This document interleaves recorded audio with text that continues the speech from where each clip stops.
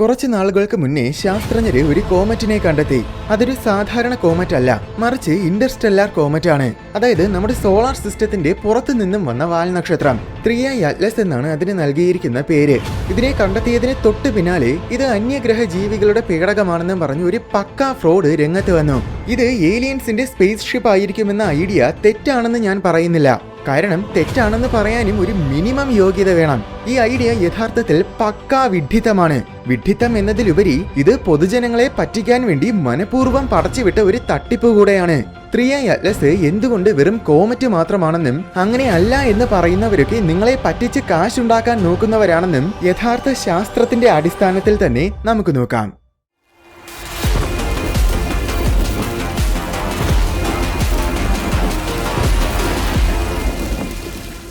ഒരു ഇന്റർസ്റ്റെല്ലാർ വസ്തു നമ്മുടെ സൗരയൂഥത്തിൽ വരുന്നത് ഇതാദ്യമായിട്ടൊന്നുമല്ല. ഇതിനു മുൻപും ഇതുപോലത്തെ 2 വസ്തുക്കളെ നമ്മൾ ഡിറ്റക്ട് ചെയ്തിട്ടുണ്ട്. 2017 ഓമോമോയും 2019 ബോറിസോവും. അത് രണ്ടും കോമറ്റ്സ് ആയിരുന്നു. ഇത് നമ്മൾ ഡിറ്റക്ട് ചെയ്തിട്ടുള്ള 2 വസ്തുക്കളുടെ കാര്യമാണ്. ഇതുപോലെ നമ്മൾ ഡിറ്റക്ട് ചെയ്തിട്ടില്ലാത്തതായ ഒരുപാട് ഇന്റർസ്റ്റെല്ലാർ വസ്തുക്കൾ ഇനിയും നമ്മുടെ സോളാർ സിസ്റ്റത്തിൽ ഉണ്ടായിരിക്കും.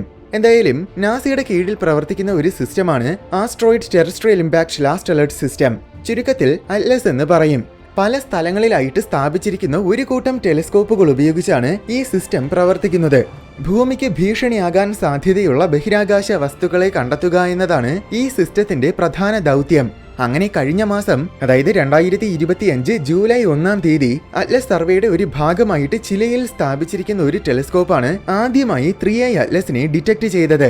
ഡിറ്റക്ട് ചെയ്തപ്പോൾ തന്നെ ഇതൊരു ഇന്റർസ്റ്റെല്ലാർ വസ്തുവായിരിക്കുമെന്ന് ശാസ്ത്രജ്ഞർ സംശയിച്ചിരുന്നു.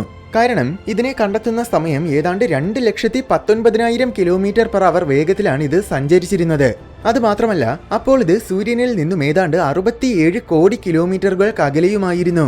സൂര്യനിൽ നിന്നും ഇത്രയും അകലെയായിരിക്കുമ്പോൾ സോളാർ സിസ്റ്റത്തിലുള്ള വസ്തുക്കൾ സാധാരണഗതിയിൽ ഇത്രയും വേഗത്തിൽ സഞ്ചരിക്കില്ല. കാരണം സൂര്യന്റെ ഗ്രാവിറ്റിയെ ഭേദിച്ച് സൗരയൂഥത്തിൽ നിന്നും കടക്കാൻ ഇത്രയും വേഗത തന്നെ ധാരാളമാണ്. സൗരയൂഥത്തിലെ വസ്തുക്കൾക്ക് ഇത്രയും വേഗത കൈവരിക്കുക എന്നത് സാധാരണഗതിയിൽ അത്ര എളുപ്പമല്ല.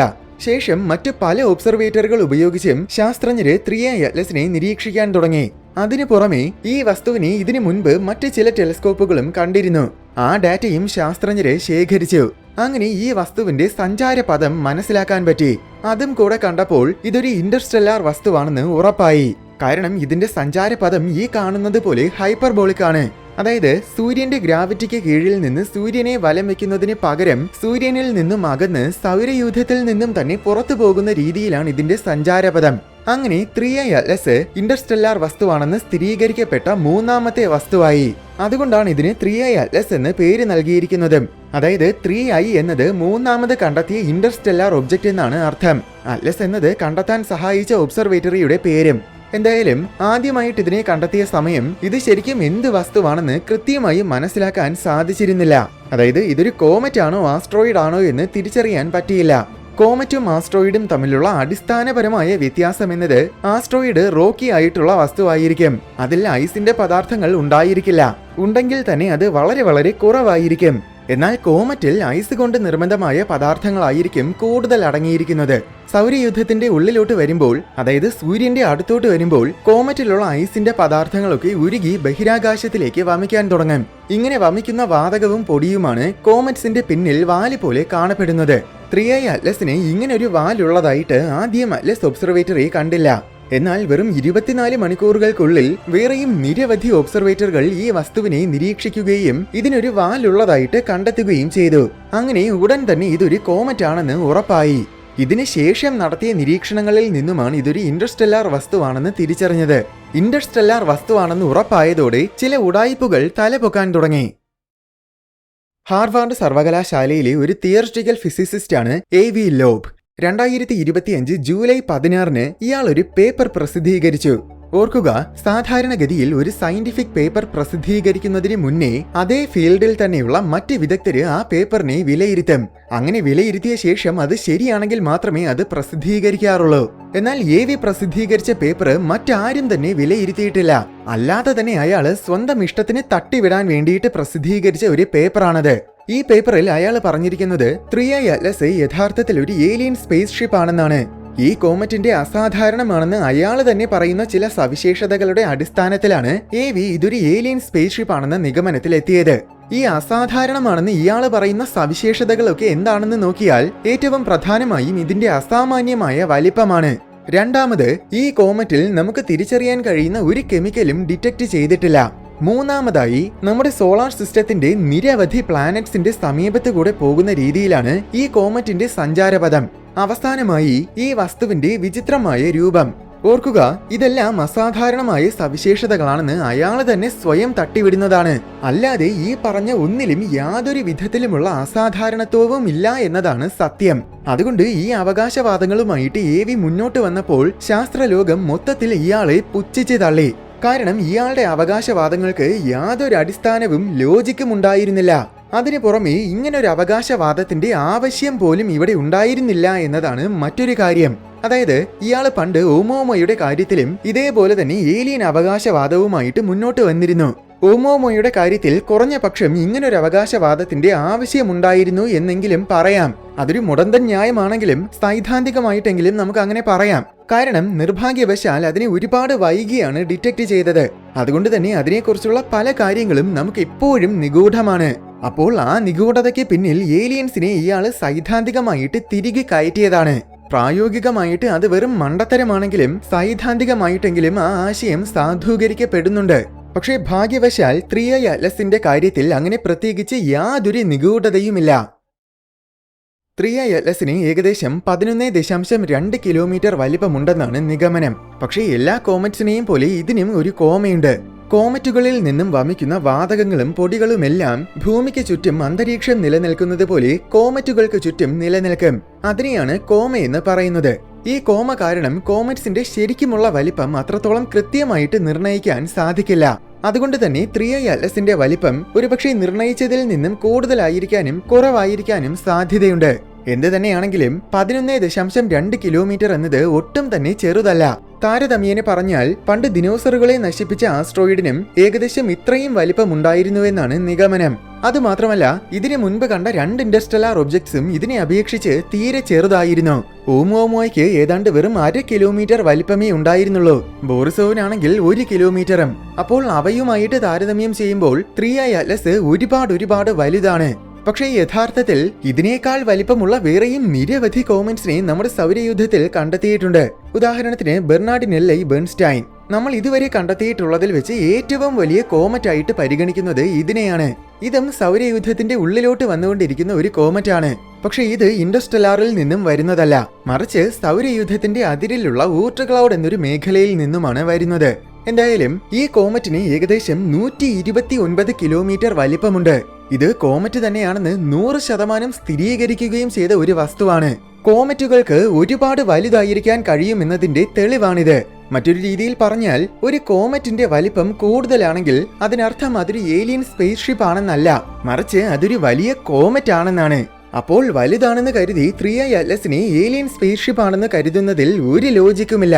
അടുത്ത്, ഇതിൽ തിരിച്ചറിയാൻ കഴിയുന്ന കെമിക്കൽസ് ഒന്നും കണ്ടെത്തിയിട്ടില്ല എന്നാണ് AV പറയുന്നത്.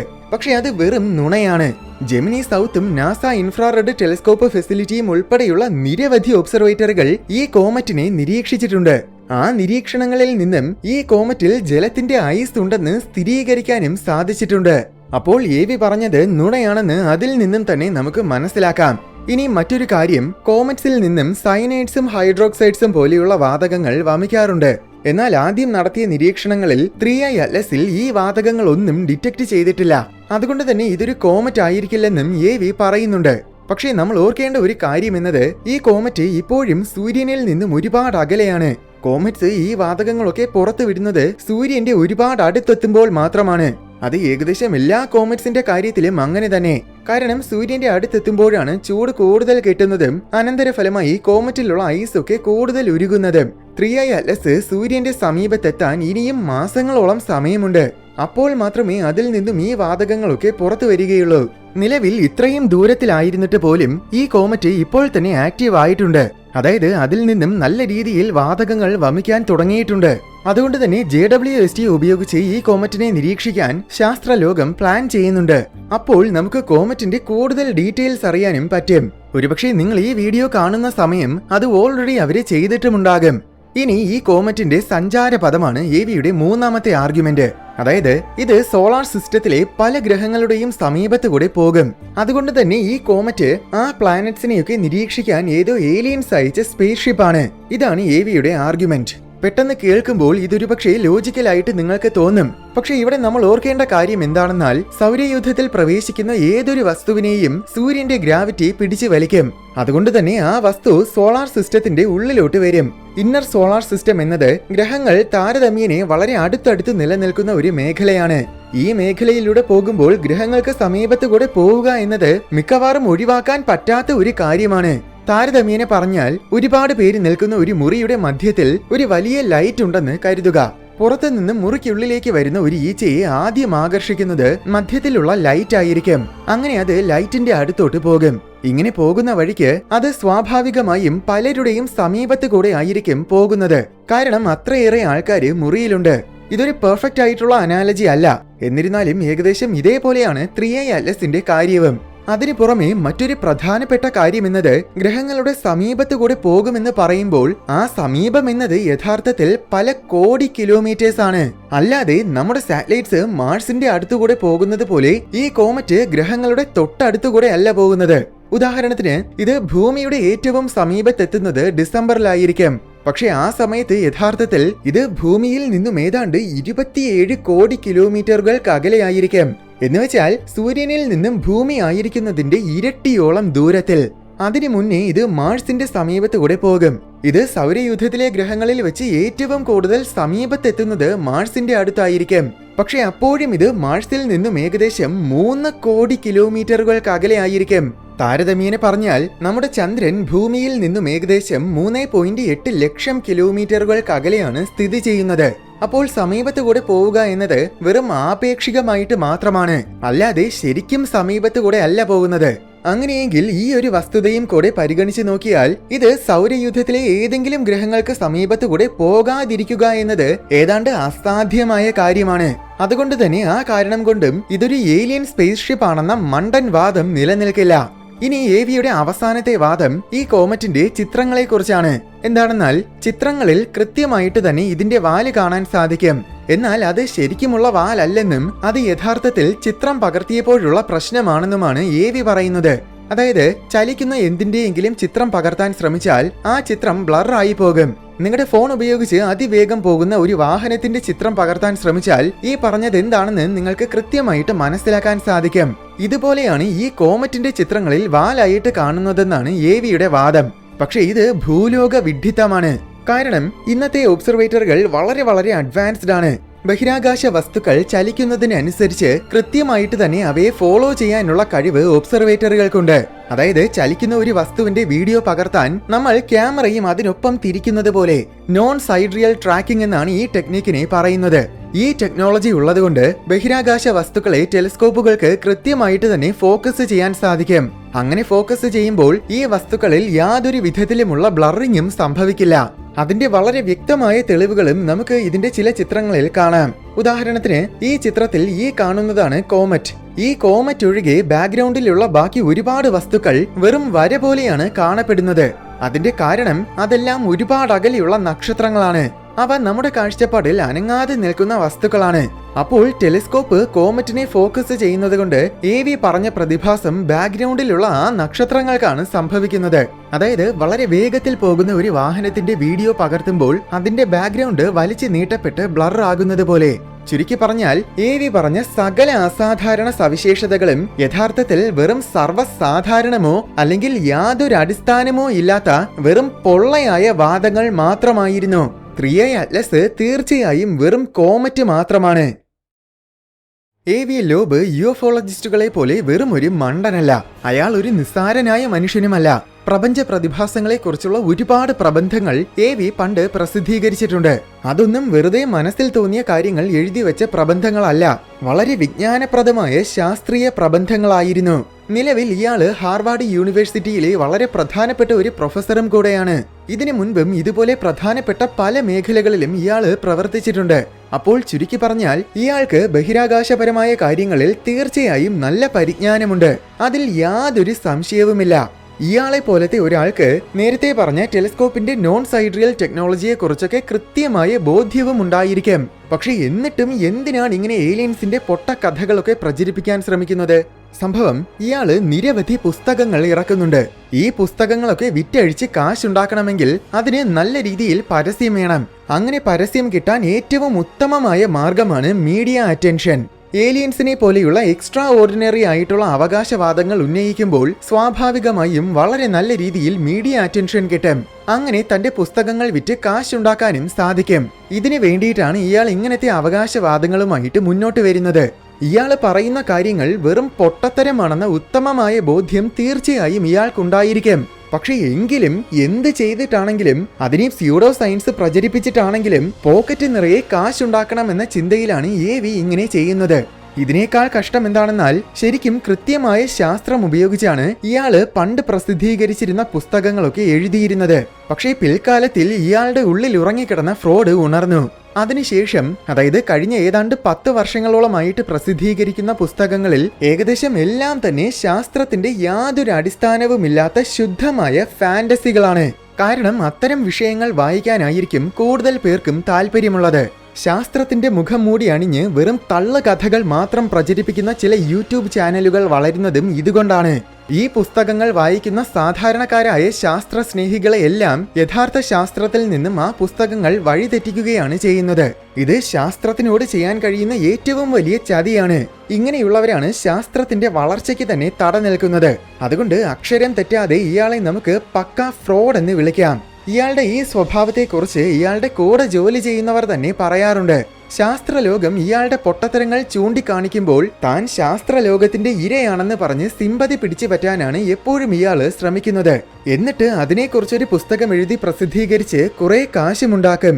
47 അറീന വ്യൂവേഴ്സ്, ദയവ് ചെയ്ത് ഇത്തരം ഉഡായിപ്പ് കഥകളിൽ വീണു പോകരുത്.